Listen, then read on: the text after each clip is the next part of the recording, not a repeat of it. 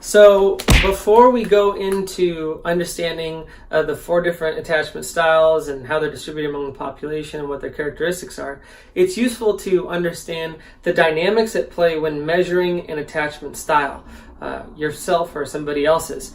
So the 2 things that we're working with are anxiety and avoidance.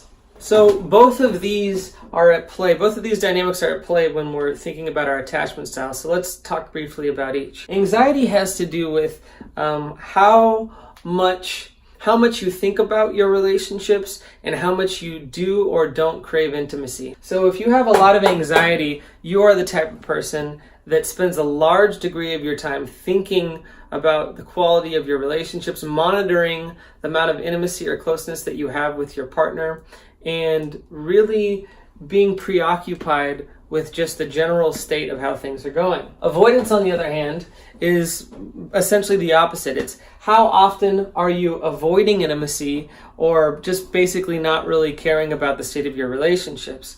If you are high in avoidance, then you probably have certain behaviors that activate when you feel like you're getting close with somebody. You will start to create emotional distance. You'll start to avoid that intimacy.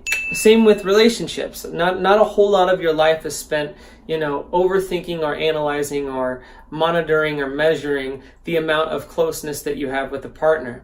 In fact, a large percentage of your time is just spent thinking about yourself and your own independence and your self-reliance, and so they're 2 real opposite dynamics of relating to intimacy and relationships in life. In the next video, we're going to map this out and see how each attachment style coordinates or corresponds with these dynamics. So we'll talk about the distribution among the populace. We'll talk about the defining characteristics, and yeah, cool. I'll see you at the next video. High five.